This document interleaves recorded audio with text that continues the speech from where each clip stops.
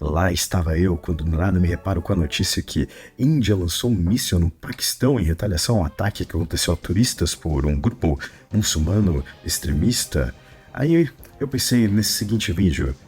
Aqui estão 4 curiosidades que você provavelmente não sabia sobre a Índia e o Paquistão. Número 1. Muitos indianos não suportam usar o banheiro. Em 2014, o Wall Street Journal publicou um artigo chamado Por que muitos indianos não suportam usar o banheiro?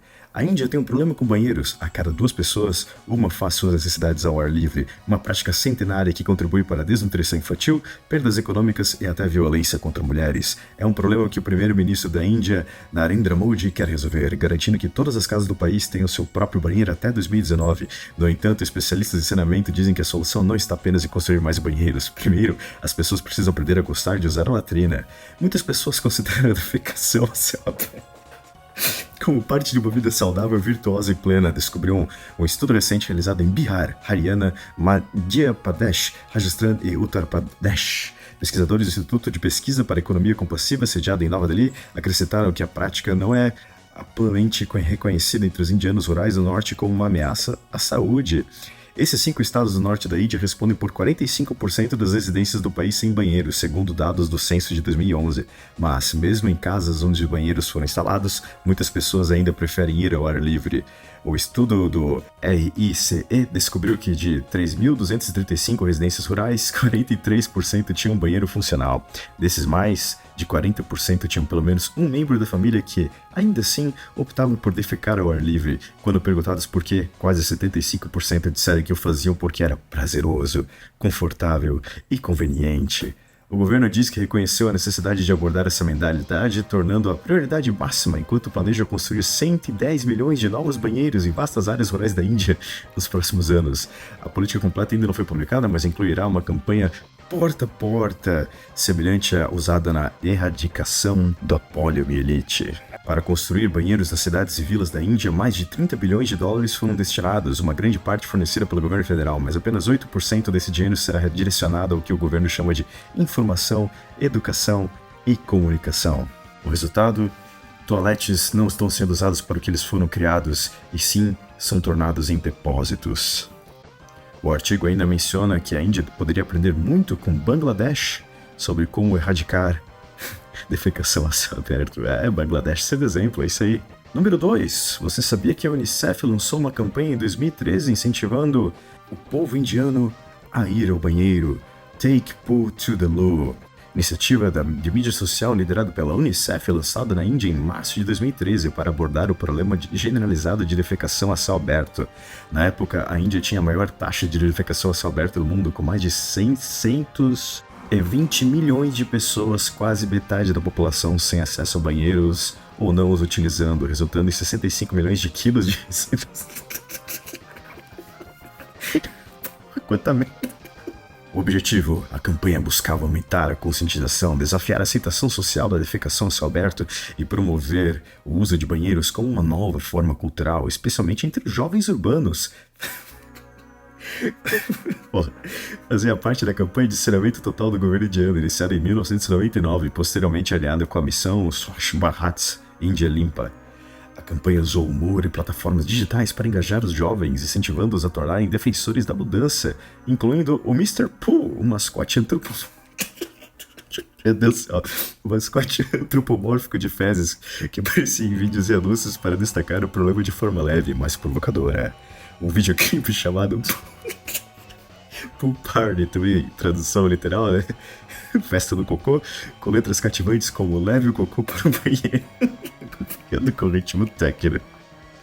Um site interativo, Poo to the Loo, com trocadilhos, fatos e um juramento ao então presidente Pranab Mukherjee pedindo ação contra a defecação a céu aberto. Um jogo de vídeo chamado Toilet Track, projetado para educar sobre o saneamento e o presença nas redes sociais como Facebook, Twitter e YouTube usando a hashtag Poo to the Loo para estimular discussões e juramentos. Número 3. Você sabia que 70% de todos os paquistaneses são endogâmicos, ou seja, eles casam-se com primos de primeiro grau? Pois é. Os paquistaneses notoriamente praticam endogamia mais do que qualquer outra cultura. Todos se casam com seus primos de primeiro grau. Tanto é que os imigrantes paquistaneses que vivem na Grã-Bretanha, 55% deles são filhos de primos de primeiro grau. O nascimento de paquistaneses britânicos contam apenas por 3,4% de todos os nascimentos na Grã-Bretanha, mas 30% deles apresentam defeitos genéticos. O risco de morte devido a malformações é 10 vezes maior. A saúde mental também está em risco. A probabilidade de depressão é maior em comunidades onde casamentos consanguíneos também são frequentes. Quanto mais próximo o parente de sangue, maior o risco de retardo mental e físico de doenças esquizofrênicas. E então, há descobertas sobre a inteligência. Pesquisas mostram que se os pais de uma pessoa são primos, a inteligência diminui de 10 a 16 pontos de QI.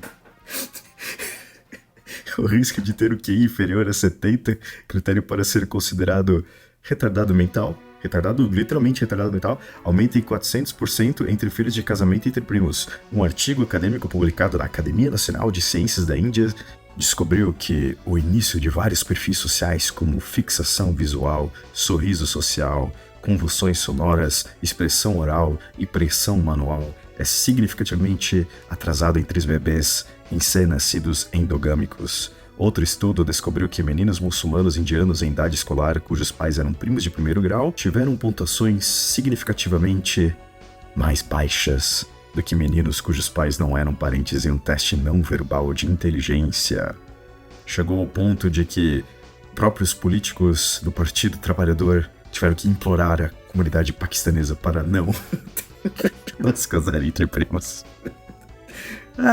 A deputada trabalhista Anne Cryer de Keighley Bradford encomendou uma pesquisa sobre esses casamentos e disse: "Nós abordamos problemas como tabagismo, alcoolismo, obesidade e dizemos que é uma questão de saúde pública.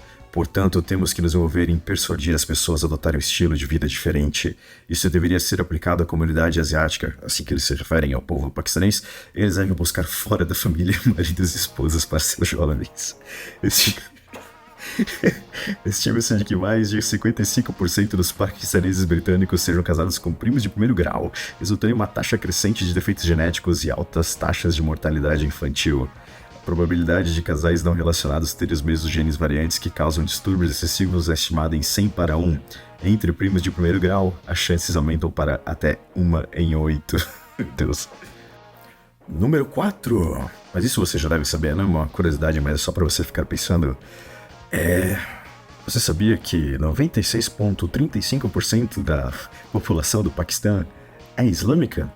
E que o Paquistão foi o primeiro país islâmico a ter uma bomba atômica?